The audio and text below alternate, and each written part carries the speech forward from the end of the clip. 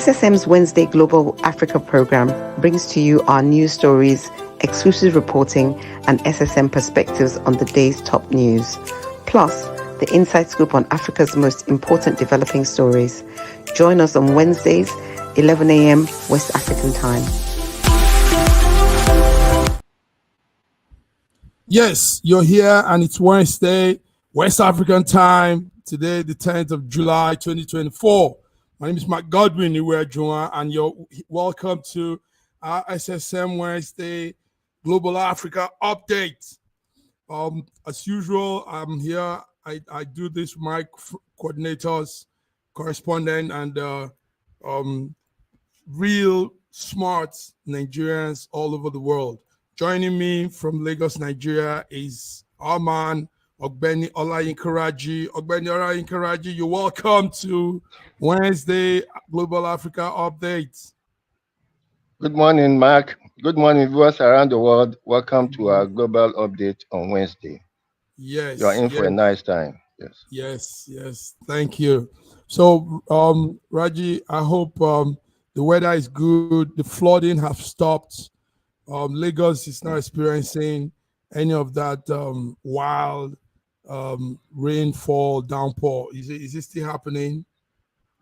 What's the weather like? It's been raining all night anyway. It's been raining all night. It's still raining. It's still drizzling. But I've not had any much reports about flooding. Okay. Yeah. Yes, because we saw the flooding last week. Anyway, I think the Commissioner for Environment have said a lot of efforts are being put in to stop the flood and reduce it. And we know he's doing a good job on that. Yes. Thank you. You're welcome. So, yes, a lot is happening. Viewers around the world, this is SSM Wednesday. What we do, like we say, is we give out our story, exclusive reporting, bring perspective to the day's news, and we give you all the scoops on all updates, and that's what we've come to do. So you're welcome, Raji. Thank you. Let's start with something that is still going, is in the burner and the news, and as of this morning, we're still even getting more updates. Finally, it looks like there's a solution to these herders and farmers clash. Yesterday, we had the president create a Ministry of Livestock Development to address that herders and farmers clash. I mean, we've been seeing that all these years, going into the farm, people taking their cows, their animals into people's farm, eating up crops. So is it a welcome news, Raji, that there's now I think it's a cowardly solution. It's a cowardly solution. There's no reason why we should be having herders herding their cattle all over the country in this day and age.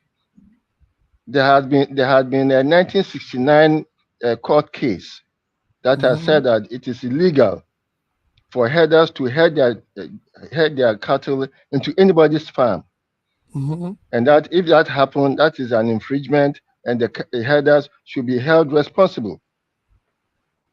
Yes, so creating the livestock development, which could have been a department under the Ministry of Agric, And I don't say it is a cowardly solution because the Mieti Allah people asked for it and it has been given to them. It is cowardly. Well, if it is to administer and control and check the clashes, is it not a good idea? Because there's ab initio, there shouldn't be any clashes because cattle herding is illegal. You can't at this day and age to be moving cattle through hundreds of kilometers to herd. What kind of nonsense is that? It shouldn't happen. So ab initio, there shouldn't have been that issue at all. If the government has been strong enough to say, look, you can't herd, you can't start moving your cattle into town, into cities. You have seen cases where a whole herd of cattle has been moved into Abuja, disrupting traffic and movement. Okay, let's look at something. Two things on this, Raji. Number one is yes, like you said, in this time, this day and age, this modern period of humanity, nobody does that. But one thing is this: first of all, the cattle rearers say when they stay in one spot, people come to steal their cattle. Their cattle also go through some sickness as a result of being in one spot for too long. So what about this idea coming in, and the federal government is also looking into it in a bigger way, because those things, they move around. Do you know that those cattle that are moving around, that's like a World Bank, that's like a financial institution moving? Have you thought about it like that?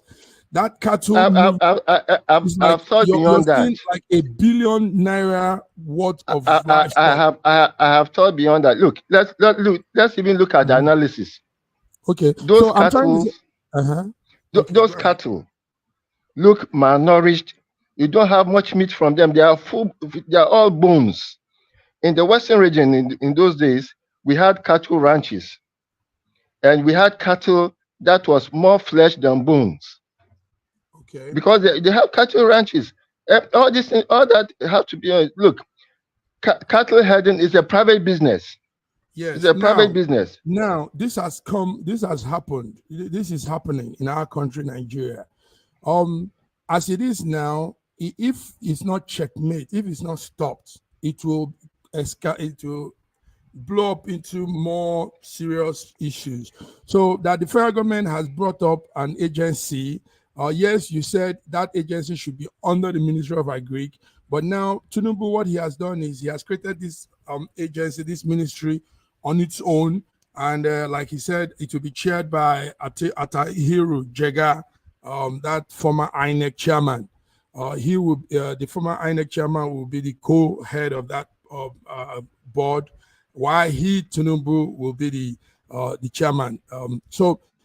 I think this will they will come with some very good, like what you're saying, implementation idea. Don't you think so? It is still a stopgap solution, and it is no solution at all. Okay. It is no solution at all. And I hope they are not going to start Ruga in states by taking state land and giving it to these Mieti Allah people. Okay, for our viewers, explain what you mean by Ruga. Some people might not understand that. Explain what you mean. Ruga was a means of the federal government creating enclaves for the Fulani herders, so that they will come to a state and they'll be herding their cattle in that place. Okay. The government will take it. Yes. Yes. Look, okay, go ahead. Okay, there's no way that the federal government will now be in charge of a private business and be taking land from states and be giving it to private business. No, it is not right. Okay. In fact, look. What is the population of the cattle that you even have in Nigeria? The population of cattle you have in Nigeria.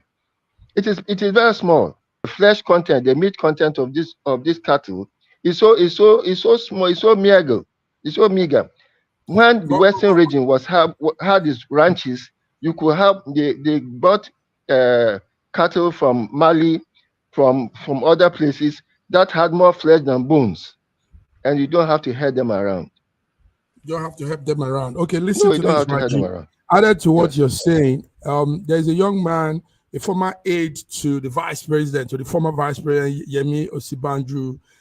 There is his aide called Laolu Akinde. Now, Laolu, yesterday when the federal government gave that announcement of that Ministry of Livestock Development, the young man came out and said that during Buhari's tenure, there was an inaugurated ministry also.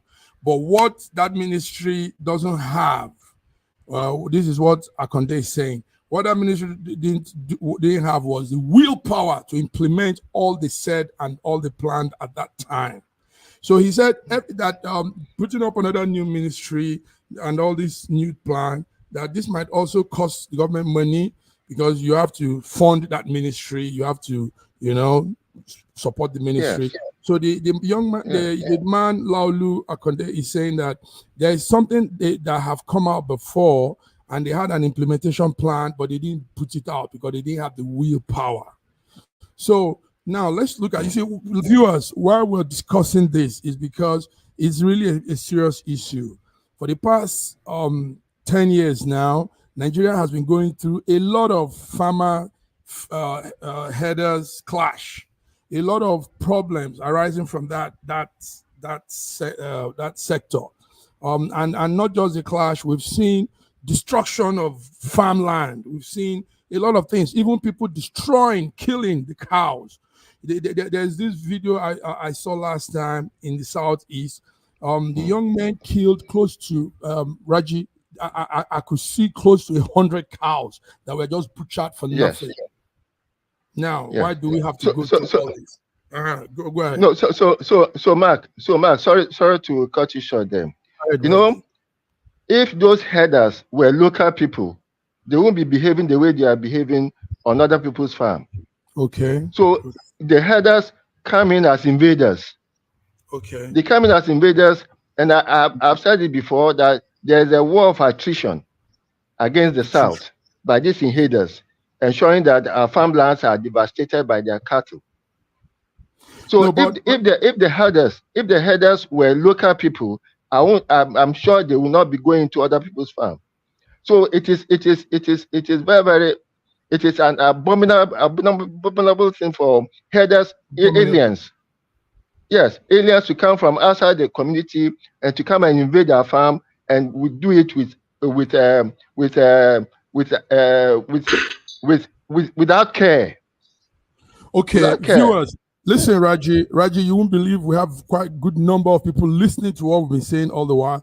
But before we continue, let's bring in our man, George Chukwu from Toronto, Canada. George, you're welcome to this beautiful day and the discussion we're having. Thank you so much, Massive Mark, and thank you, Olayinka Raji, my man from Nigeria. Good morning. And viewers from around the world, we want to welcome you to our show today. It's going to be a fantastic, hot one. Yes. Fantastic Indeed. One, George. Yes, George, we've used like about 15 minutes now talking about a development that's happening. Tinubu's government created a Ministry of Livestock Development, they call it, to address the farmer-herder clash we've been experiencing for years now. So Raji and I have been going back and forth, putting out both advantages, disadvantages, and everything into it. So what's your take on this, George? How do you see this? Well, I personally don't see any advantage to an old age situation that needs to be solved. And the only way to solve that problem is with a man with a political balls. And this is not what is happening. So this is just bandaging some kind of wound, and it will continue to fester under the rug. So there is no solution but to go back to the inception and how it was originally and bring us back to 2024. we're still living in these 40s and 50s with this type of decision. What is he doing, trying to create another one? Buhari created one. He was the head of, Miyetti Allah. And then nothing happened up until today. People are being sidetracked. Animals are supposed to feed, but people will go hungry. Look at what is happening, the food insecurity in the country. And we're still, dancing around with this type of situation. Why can't they create a lasting solution, understanding that we don't have to appease the Fulani oligarchy and the Miyetti Allah or whatever they call them? We don't have to do that. Everybody got their own private businesses. Why must the whole entire nation then turn around and begin to appease these people? For what? Are you appeasing the fisheries in the eastern region and western region? Are you appeasing others? But these people, we have to, just make sure that they are appeased and they are satisfied. No, it is not. They've gone to get military equipment for these herders and giving it to them. And they're going into farmlands and destroying livestock, destroying food that people are planted. Come on. You're choosing animals over people? Who does that? Okay. No, I'll tell you what, this is, listen, let me tell you this. Our Tinubu needs to, grow some balls. Stand against this nonsense. It is not supposed to be happening. Because this is all, it's nothing but these people are trying to, basically sabotage the whole entire thing, and they're pushing him against the wall. And that's why, look at what is happening from the north. You didn't see that during Buhari's administration. All of a sudden, nothing is going right. And they're pushing him against the wall to do this type of thing. And it is not right. Okay, but I think that setting up a ministry to look into it could be a step to solving the problem, because the problem is already there. They had a ministry already. Yeah, they had a ministry already. That's what they said. That's what Laolu Akonde, the former aide to Yemi Osinbajo, that's what he said. He said they have the willpower to execute all the implementation plans they had. Laolu was saying this immediately. The president announced that ministry. Now, right now we're talking. You guys hear this? The Nigerian Railway Corporation says it's now starting its rail service to transport cattle from the north to the south part of Nigeria. So the Railway Corporation Managing Director, Fedet Okiria, has revealed this morning, Wednesday morning. And this is, I think, in line with that new ministry that has been formed. So they are looking at ways they can really curb this whole menace. This is real menace. But I also said something. So Mark, let me ask you. See, where are they going to be transporting those cattle? Are they going to now create Ruga? It is. And said that livestock ministry was a cowardly move to make. And just like my Sir George has agreed with me, we need to have. There's already a solution. Why are we creating a problem for a solution? But it is illegal for you to herd your cattle. Yeah, normally what they do is when they bring it back in the days when I was in Nigeria, I know this because I was in the veterinary business. When they bring in this cow from the north, they take it to the various abattoirs in the south. Now, inside those abattoirs are corners where you can load down your cow, and the cows will stay until they are brought to the butcher, to the place they are butchered. So the abattoir centers have centers for cows, animals, and all these husbandry where they are kept. Mark. So I think that this could be brought back. All this. Olayinka, let me just say something. Mark, let's not dance. This is serious business. We're dancing. Okay, all this pontificating left and right and all that is absolutely nonsense. If you want to deal with the real issue, let's go down to the bottom line, to the core issues that we're dealing with. Lives have been lost up until today in the middle belt. Villages are being vacated because of these people. They are being displaced, put in camps. They can't come back to their lands. Why is that? I mean, this is a strategical move by the northern oligarchy to occupy and to take over. You cannot do that. This appeasing of a group of people unnecessarily. If they want a real solution, let me give you a real solution. Establishing controlled ranches and grazing reserves. The government can do that. The government could focus on developing controlled ranches and grazing reserves where herders can feed their cattle. There will be water available. There will be veterinary facilities available. They can be equipped with a lot of things where now all of a sudden you don't have animals wandering and destroying farmlands. This will reduce the movement from one area to another because there is food insecurity in the country now. Oh, Mrs. Tinubu came out here the other day, watering a garden, encouraging people to go and start, creating gardens at the back of their houses or whatever the case might be. But this is a solution. These particular ranches could be leased out to these herders, leased out to them so that they can pay some money towards the government. What are these people paying to the government? The second one is promoting other areas of the livestock. Let me tell you something. If you go to Australia today, they produce more cattle than we do, but you don't see their animals wandering all over the place.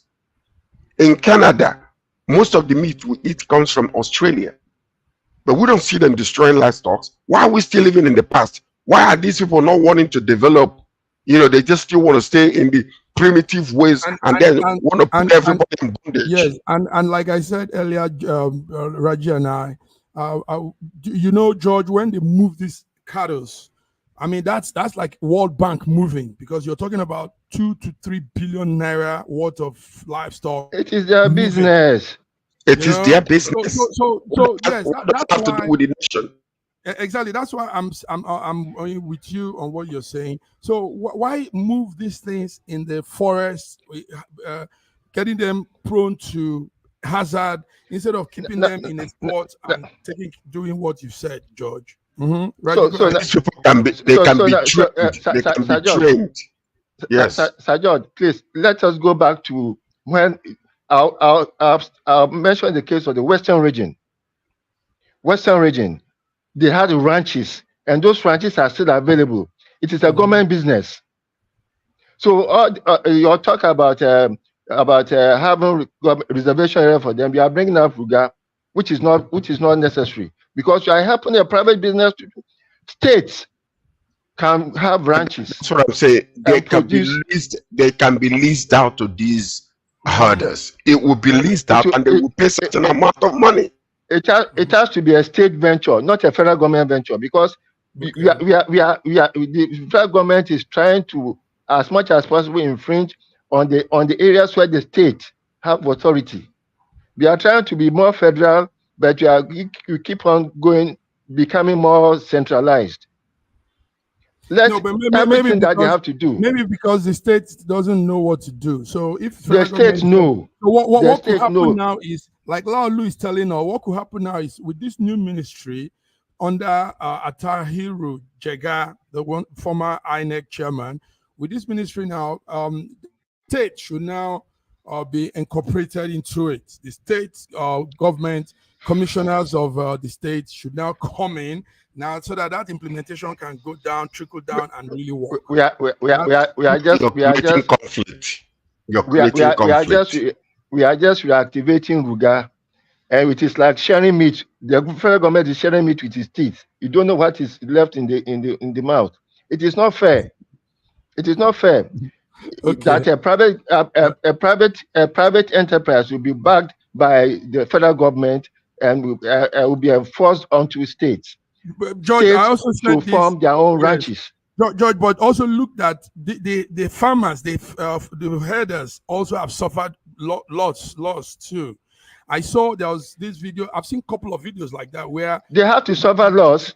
Lots and how can you move your head into my cattle? Because they brought their head into somebody's farm. Okay. And that farmer will have invested millions for the farm, and therefore have to retaliate. What kind of loss are they suffering? Human lives? which they are doing, killing villagers, killing villagers, massacring, I'm talking about generations of people. AK-74, they are armed, and the farmers are armed with cutlasses. No, it is unfair. Ab initio is unfair. I see we're really very, the passion is too much. So, yeah, so viewers, that's it. Anyway, Tinubu's government has created a ministry for livestock development to address the farmer headers clash. We hope, like the young man Laolu has made us to know, we hope this ministry will not just be able to bring out ideas, but have the willpower. That was what Laolu is saying. Willpower to implement whatever ideas, whatever strategy. What ideas are they going to implement? What ideas are they going to implement? Let's see how they come up with. Let's see what they will come up with. So be on the lookout, guys. Ban cattle herding in every state. Ban cattle herding in every state. Let farmers take care of their farm, and let this war of attrition stop. It's a war of attrition. It has been going for more than years. That's why we're having food insecurity now. Now you've heard it. Raji has put it out. Let the war of attrition stop. Okay, gentlemen, let's move on to other news. So many things still happening. With the short time we have, I don't know, we'll come back with this anyway. Our River State crisis is still deepening. It's still going. We thought by now everything will ease up, but yesterday, a pro-Wike lawmaker have given the governor 7 days ultimatum to represent the 2024 budget. Gentlemen, Rivers is still on cooking pot, frying with oil and pepper and everything. So Raji, what's this? It's a very simple solution. Mm-hmm. If you contest on the platform of a party A, and you have been elected on the platform of that party, you cannot change after the elections and belong to party B. The moment you do that, you have lost your seat. That is decency. That is decency, and let that decency prevail. Now, if you are still in party A and you are fighting with your governor, and you are threatening the governor with impeachment, the process of impeachment has to be very, very clear and laid out, so that a band of vagabonds, a band of bandits will not take over the governance of a state, because the state governor is not part of a clique that wants to rule that state. And then let the final word go to Wike. If the whiskey has been taken, has gotten into his head, let him calm down. Let him calm down. He's no more the governor of River State. He should face the ministership of the federal government, capital territory, and stop meddling in the affairs of River State. Okay, good. So I think this is just nothing but a game that we're playing.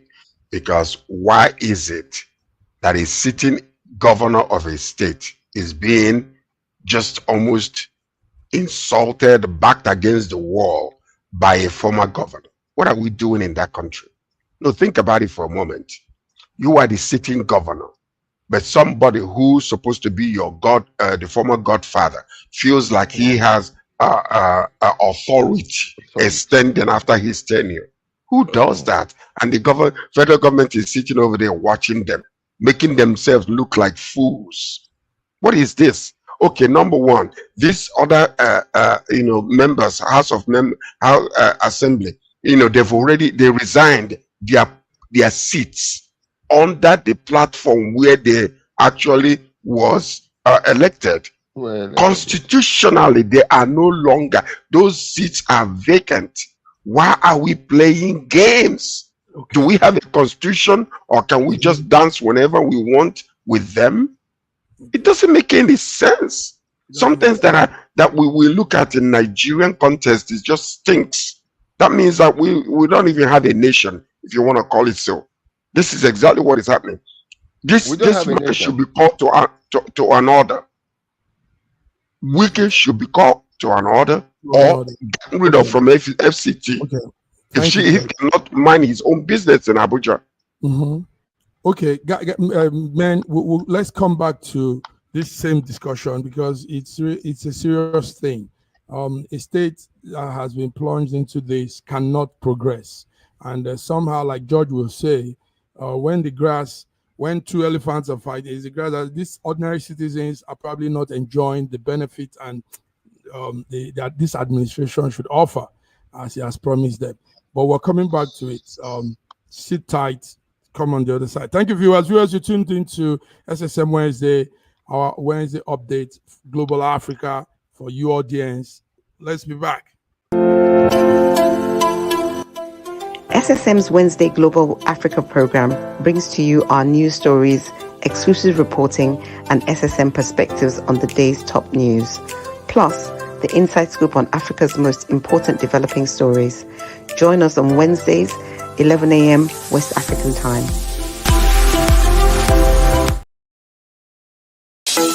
In a world where news flies around every minute, you need the ability to relate and connect with what matters and stay up to date. Schengen Story Media News Echoes program is Africans in diaspora and at home's leading English news network, one of the most trusted, respected sources for news updates on current affairs as they affect global Africa.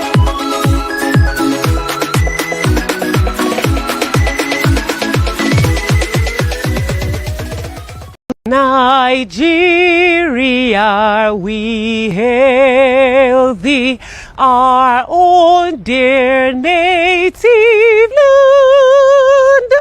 Though tribe and tongue may differ, in brotherhood we stand. Nigerian soul are proud to serve our sovereign motherland. This is everything you need to marry a Nigerian girl. Her father gave me a list of 39 items which include a live goat. The first place I went was the bulk food market to gather the yam, palm oil, baskets of fruit, and dried fish known as eja osun. And it's not just one yam or liter of palm oil, I am buying large quantities. It was pouring rain and I rented boots to make it through the mud, but it is worth it to marry my beautiful bride. In Nigeria, they practice dowry for marriage, paid to the family. In the Yoruba culture, each item is symbolic and not really a payment to the family, but rather proving your worth to marry her. And prove it I did by next heading to the goat market, where I spoke with a house of men to find the meatiest goat. This is the one I picked, and surprisingly, the goat at only $40 is one of the cheapest items on the list. This can't be done in one day, so after the rain cleared, I went to Mushin Main Market to find the kola nut, both bitter and regular, the alligator pepper, the adun, which specifically said I needed to buy plenty, and bottle of raw honey, which symbolizes that our marriage will be sweet. Next, I had to gather biscuits, bulk packs of different drinks, wine, and semen schnapps, as well as a suitcase full of new clothes for my fiancé to prove I can provide for her in the marriage, and lastly, the marriage Bible, as God will always come first. It is possible to pay someone to buy these items, but for me, I wanted the experience myself. Finally, we brought all these items to the family home for the wedding day. It is not easy to marry a Yoruba girl, but my bride is strong, smart, loving, beautiful, and completely worth it.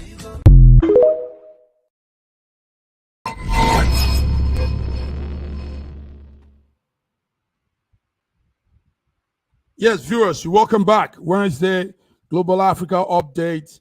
And I'm here with my coordinators, gentlemen of a press, men that speak without any fear, put out ciphers. George, what you guys were saying earlier on is good, Raji. But now let's look at this. The man Wike is somewhere in Abuja and wreaking havoc to states. And he's the man that also brought in this governor. He's his boy, like they would say. But why is he more interested in putting his hands in this governance instead of just facing his job in Abuja? I think it's because of 2027. He needs a foothold to stand on when he comes? Because I know Wike still wants to come for presidency in 2027. Raji, what do you think? If he's thinking of presidency in 2027, I'm sure he's dreaming. Maybe he's taking too much whiskey. There's no way that Wike can ever even make as much impact as Obi made. And which party is he going to contest on? Is it PDP or APC? Because at the moment he doesn't belong to any party. He doesn't belong to any party. And Wike should know now. Sorry, Wike should know that karma is a bitch. He did worse to Amechi, who brought him in. That's what they say. So it's just karma catching up with him. Karma catching up with him. George, one other thing is the fact that Wike has also created fraction and division in his own party. You know, that's PDP. In fact, I don't see him as a PDP man again with how he's doing. So, but do you think all of this will eventually favor him, or is he just heading to doom? I mean, how is he putting this all together? He should know who Jagaban is. He should know who Jagaban is. Jagaban is not a pushover. Jagaban did not come into this administration to just allow somebody, a drunk like, from River State, to come and, push him all over the world. He's allowed to be in FCT because anything could happen any day, because he could be removed anytime. So he better be careful. Whether he has that pipe dream that come from Ogogoro, no be vodka. You should understand it. Ogogoro no be vodka. So if you're drinking Ogogoro, go and get a refined drink and know that you're dealing with Jagaban, because it's not going to happen. It's not going to happen. So that I know for sure. If he has that dream, let him remain a dream, because it will never happen in Nigeria. But anyway, the point about it is this. Jagaban himself needs to rise up and tell this man, leave these people alone. You are the government, you are the president, executive president of the whole entire Nigeria. If in fact a little place like River State, one of the states, is having this type of issue and is being caused by somebody you appointed to be the head of FCT, tell him to back off and allow the state to prosper. Because when the state is not prospering, it's affecting the economy and the welfare of the whole entire Nigerians. So rise up, Mr. Tinubu, grow some balls and tell this man to back off. Simple. You are the president, for goodness sake. Or else remove him from FCT. Let him go back to his village. That's it. Thank you, George. Thank you, Raji. Well, I was waiting for our Russian coordinator to come in to give us the update on this. But let's just say it as a news update. Ukraine is in deep mourning after deadly Russian missile strikes. As at this morning, yesterday was 41 people dead, about 166 injured. But this morning, the number of dead people have increased. And Ukraine is accusing Russia of that act. Ukraine says it is Russia that has done this. They use so many weapons on them at a go, spontaneously. Also, this morning, Russia says they've given an warrant of arrest for. We all remember Navilia, that man that was killed. The wife went on to continue with the organization. Now Russia has outlawed the organization and labeled them as extremists, and the woman is being sought for as an arrest warrant. So these are two updates I thought Godwin will come to tell us. It's not Friday, but we just had to do this because it's breaking news. Anything you want to say? Is there anything you want to say on that? I think that enough is enough, if you ask me, because this is nothing but wickedness at this moment, at this point. The leader of India was with Putin for 2 days. And I've asked him nicely to seek negotiation, political, diplomatic negotiation to stop this war. But on top of it, while he was there, appeasing him, he is bombarding and destroying. These are their own brothers. It's just exactly what happened in Biafra during Nigeria, where 3 million people died. 3 million people died. So I believe that there is a better way. If it is not just, pride and ego that is going on here, they can sit down as former Soviet Union, sit down and discuss these things, and don't allow the whole entire world, to influence what is going on. They can discuss it if they can put their pride aside. People are dying. Generations are being wiped out because of this war. And it's come to the point where enough is enough. Put pride aside, sit down and negotiate and talk. It is too much. And, okay, Raji, go ahead. My own small bit. This situation like this arises when you choose a comedian as your president, a comedian who doesn't have depth. This war wouldn't have happened if the comedian had not agreed to the bungling idiot called Boris Johnson, who came to convince him not to sign a favorable agreement between him and Russia. Now, as for the lady who is now trying to continue with what her husband was doing, when the country is at war, there's martial law. Certain liberties are abrogated, and she had better be careful. Thank but you,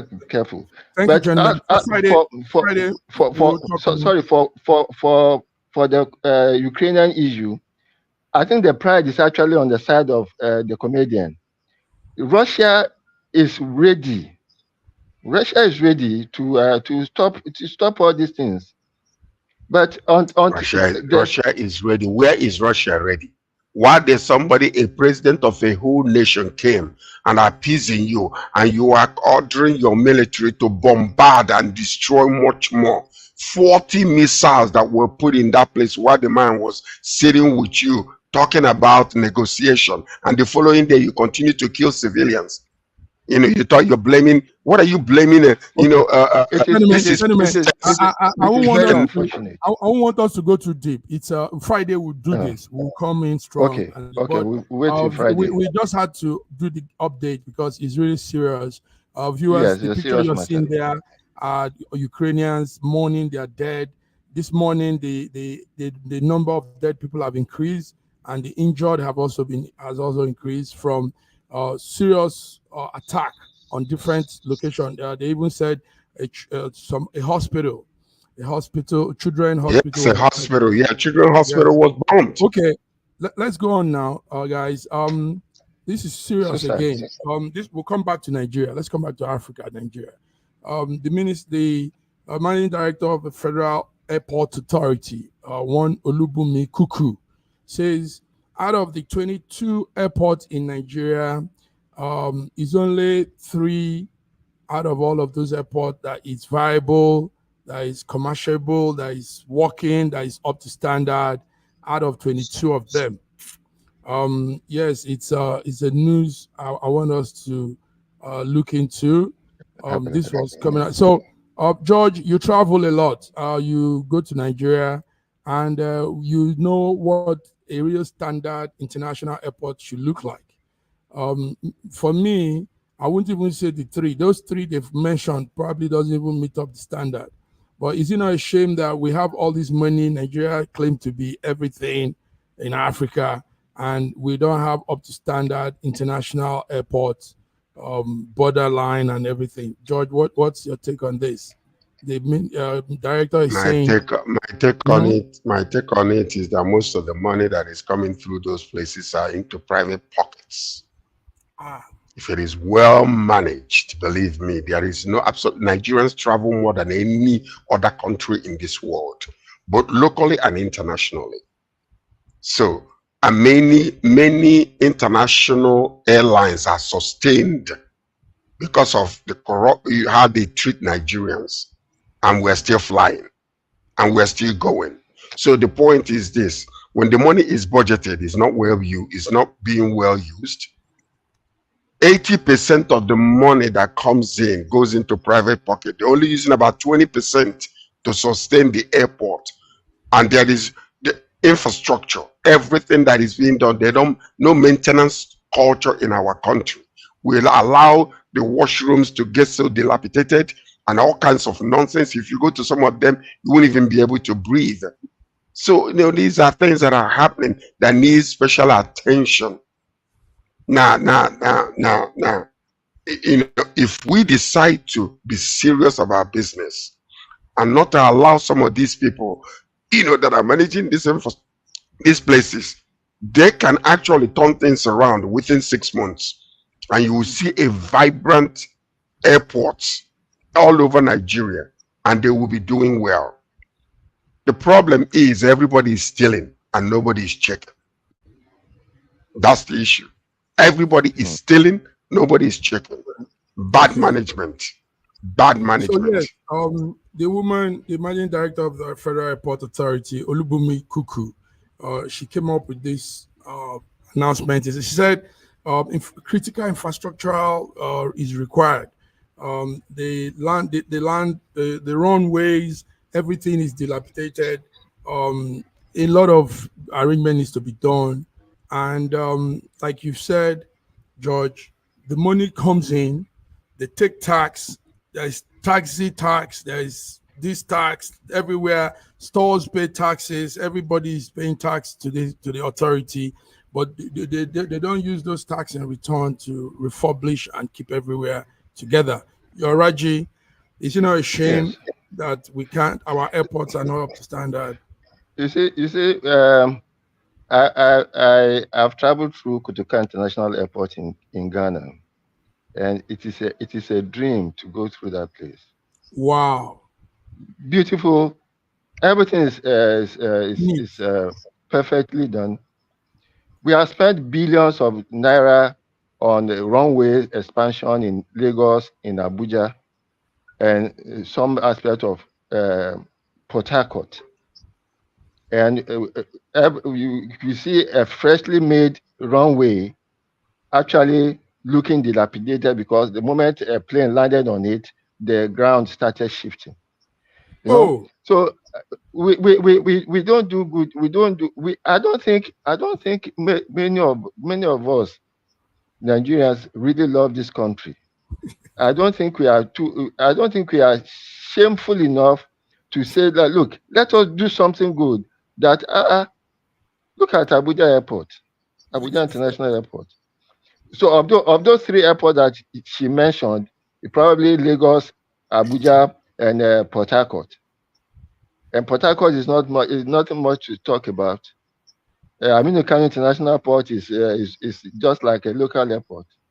You see, Ibadan cannot be profitable. Ibadan cannot be profitable. And recently, I also heard that Zamfara State is trying to build an airport. Zamfara State that could not register students for O levels is going to build an airport with so they can use to ship the gold, like George would say, the gold coming out from there at night. George, Anambra State also has an airport, even though it was state built. But there's something about our airports. I want to also let you guys know. The management itself has issues. Okay, George just said that too. The management run it as if it's their thing. You know, when you go to some airports, some of these stores, for example, the person will tell you one of the management owns the store, and that store shouldn't be at that place it is. You know, you go to some car park at the airport, you see people selling cigar and biscuits and cigarettes and some other things, and somebody from the airport authority gave them that pass to do that.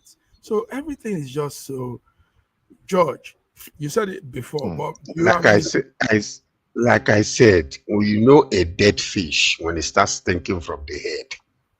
If the head is not correct, what do you expect the body to be? That's exactly the point. Think about this for a moment. Let's stop playing games. We know what to do, but the point is special interest is hijacking a lot of things. And you cannot come down when you are corrupt on top to tell people on the bottom not to be corrupt. It's like a man smoking cigarette and telling the teenager, don't never try that, don't try. I mean, it doesn't make any sense, because you're going to be looking like a hypocrite. You smoking and you telling me not to smoke. You're taking bribe and you're not doing right, and you're trying to come up in here to tell me. That's what you call absolute hypocrisy. So the point I'm saying is this: when we get serious about governance, and when we get serious about making sure that our country is truly the pride of our pride, then you will begin to see people like us who will now possibly get into those offices and will not allow the status quo to keep us down. We will go up higher, because you see some governors like what you're seeing in Abia State right now. Yeah, I'm not saying that he's perfect, but look at what he is doing.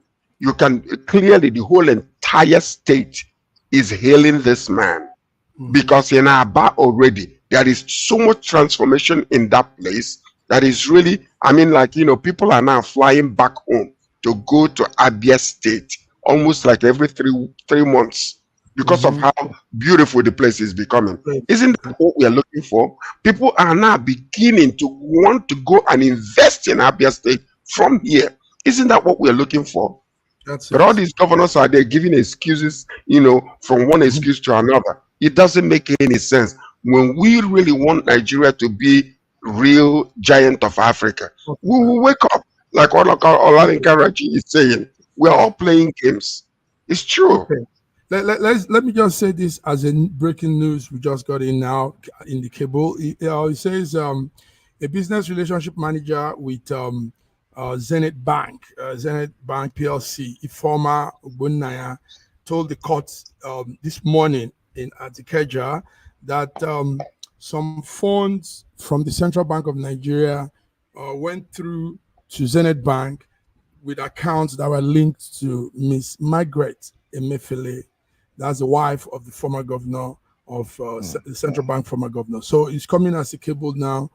So what that it means is that the wife of Emefiele, our former Central Bank governor, has been indicted in this big scam. He says about 2.8 billion, $4.5 billion, that was wired through this bank on this woman's name. So that's a broken news. Terrible. Every day, new thing comes on Godwin Emefiele's case. Raji. Every day but Sir George mentioned it. Whenever a person is given an office, that office becomes his own enclave, becomes his own empire. So when he's the managing director of an airport, the airport is his own enclave. When Emefiele was governor of Central Bank, that Central Bank was his own enclave, and therefore he has to do most transactions through his people and through persons close to him.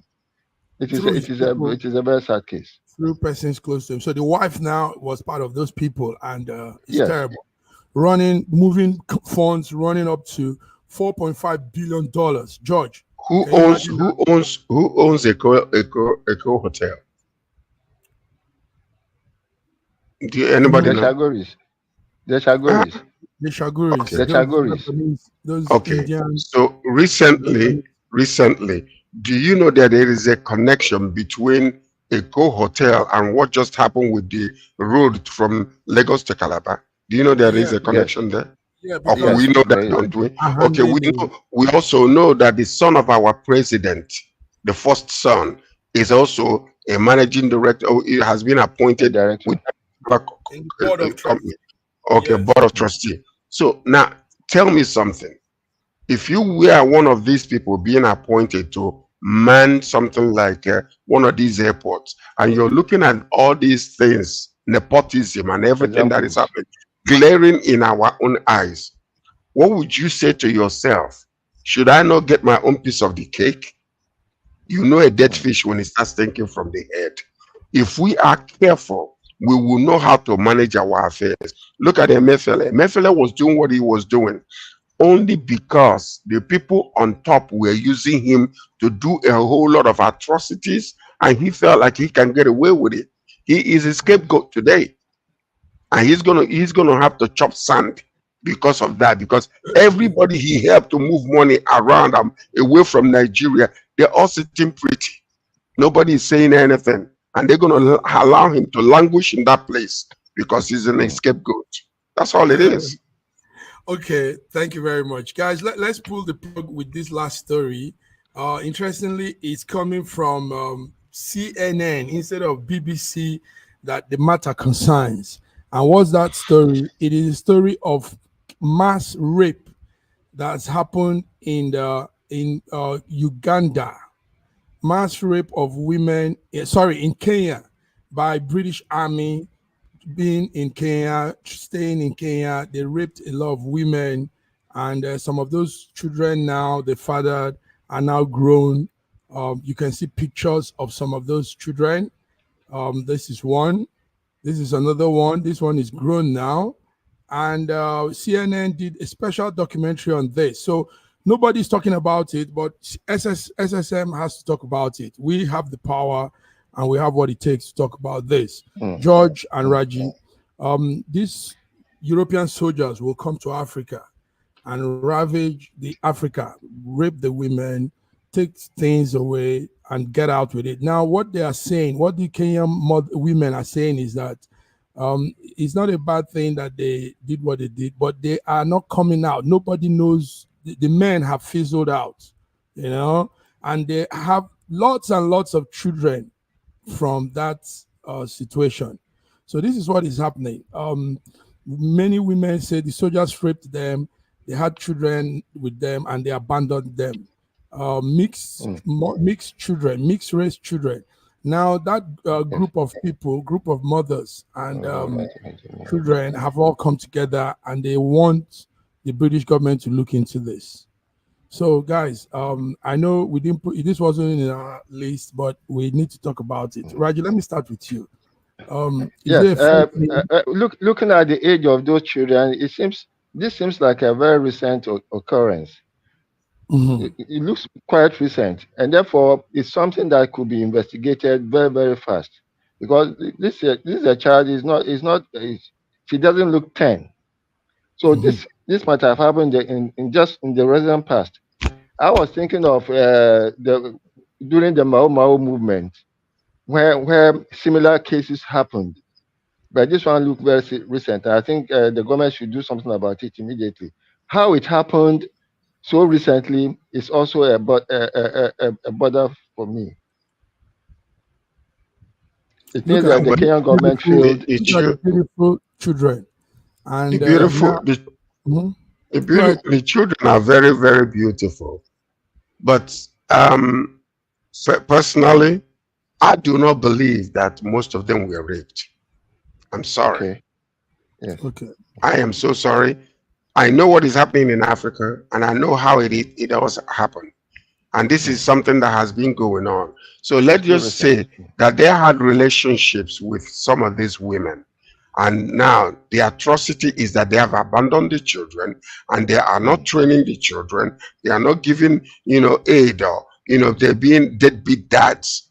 But, to come and say that they came and they raped women and, abandoned them. The conversation needs to kind of change a little bit, because most of them are not raped. We know how most of our people, women, they, when you becomes a white man, how they, just clamor against them and all that kind of stuff. I don't think there was any kind of, most of them are not raped. And I doubt, honestly speaking, if a British man will come to Africa and begin to force a woman, no one understanding, the laws in their own land that prohibit such a thing. No sensible person will come there and do that, knowing that they could be, what could happen to them. So let's just move it that they are deadbeat dads, and they need to take responsibility for the children that they fathered in Kenya. Simple. That's it. I agree. Yeah. I agree with Sir George. Okay, and let's take it that the British government need to look into this, because they are coming out in big numbers. The women are coming out in big numbers. So the British government has always been an exemplary government to the world, like they claim. So a situation like this, they should fish out those young men and make them own up to their responsibility. Yes. That's what we're saying here. So we agree with George. It's too recent. It's too recent for it not to be traceable. Okay, it's too recent. Yeah. So also, these are beautiful children. Beautiful. Indeed. Also, while we talk of Kenya, we also have story from Rwanda that the Rwanda government says it will refund the 270 million pounds paid by UK government in the asylum program. They won't return it despite the cancellation. Yes. They are not returning it. Yes. So that is why would they refund it? Why would they refund it? It's a down payment. It's non-refundable down payment. Because we have moved a lot of things. We have changed infrastructure, all kinds of things to put together for the people that you're going to live in our own land. So this is nothing but a good thing for the Rwanda government. I hope that they will take that money and put it into good use. Okay. My view is that you see, when you apply for a British visa and you don't get it, they don't refund your money. Thank you. Money. Yes. So it's the same case with them. Down payment. George said it. Down payment and no. But it's a down payment. Leaving out the funny side of it, gentlemen, take note that the Kenyan government also and Rwanda government also built houses, house units. Yes. Hotels and chalets and everything for that program. So you can't come and say, give us back our money. They did that in lieu that it was an agreement, a joint plan. Yes. So obviously the money must have also been spent, you know? Money have been spent. Okay, finally, there's something from a diaspora Nigeria, Frederick Odoriga. He sent this to me. He says, we fully support the reservation of seats for women. Nigeria is trying to increase the number of seats for women in the House. However, there is no better time than now to consider reserving more seats for Nigeria in the diaspora, just like other African countries. Cape Verde, Ivory Coast, Niger, Senegal, Tunisia. So he said it's gross neglect of rights of Nigerians in diaspora to continually humiliate them, gross dishonor to them in a country that has its own shame. So what he's saying is the federal government of Nigeria should also consider having diaspora representation. That's the point. In the House. Thank you. That's the point, yes. That's the point. So that's coming from Frederick Odoriga, a journalist here in diaspora. I think that's a great idea. That's a fantastic idea. Honestly, that's a good point. Yes. Thank you. All right, gentlemen, we have to go now. George, last thing, anything you want to add?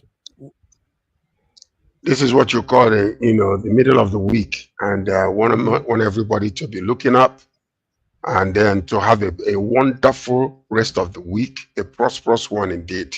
And join us on Friday again, where we'll talk about international news. Thank you so much for watching and being faithful. You are all loyalists, and we love you all. Thank you. Thank you, Reggie. Thank you. Yes, my concern actually with the Ukrainian-Russian war. I hope that some between now and Friday, when we reconvene, some moves will have been made to ameliorate the situation in Ukraine. And just like George said, I wish our viewers a very, very awesome week ahead. That we will expect them again on Friday. On that note, viewers, we thank you for tuning in, and we're signing out here. Global Africa Wednesday, 10th of July. God bless you. Bye-bye. SSM's Wednesday Global Africa program brings to you our news stories, exclusive reporting, and SSM perspectives on the day's top news. Plus, the inside scoop on Africa's most important developing stories. Join us on Wednesdays, 11 a.m. West African time.